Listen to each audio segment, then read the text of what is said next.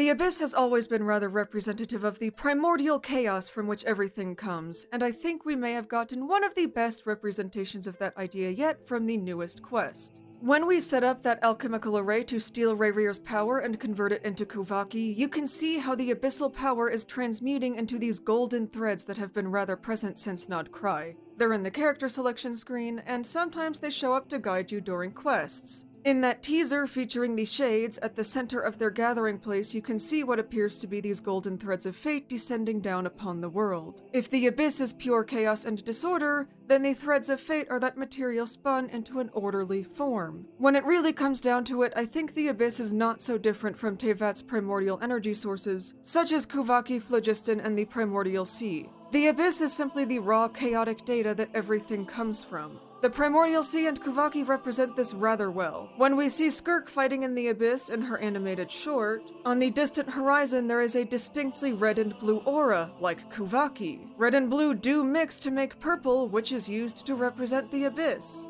When it comes to the Primordial Sea, I want you to think about how the Hydro element very much engages in mimicry just like the Abyss does. I think that the Primordial Sea is essentially what you get when the Abyss takes on a slightly less chaotic form to become compatible with the world.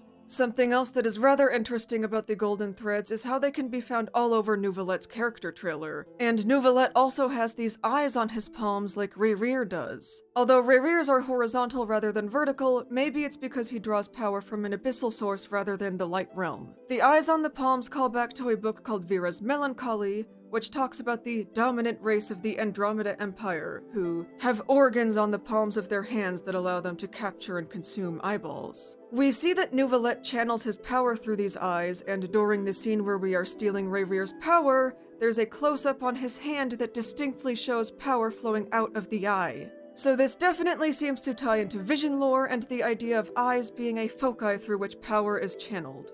In terms of moon wheels, this Song of the Wilken Moon symbol looks a lot like an eye. During this close-up of Rayrear's hand, you can even see how the threads of power flowing out seem to be taking the shape of a helix, which reminds me of the Spiral Abyss description. Rumor has it that people who've ascended to Celestia have also witnessed the same helix-shaped divine ladder that can be seen within visions. Venturing out into the universe and down into the abyss are the same, in that both are braving the dark unknown. Nouvelette's source water droplets also have a helix shape inside of them, and we also saw Nicole's wings take this shape in the Nod Cry teaser. Follow or subscribe for more qualitative disclosure on the Hoyoverse.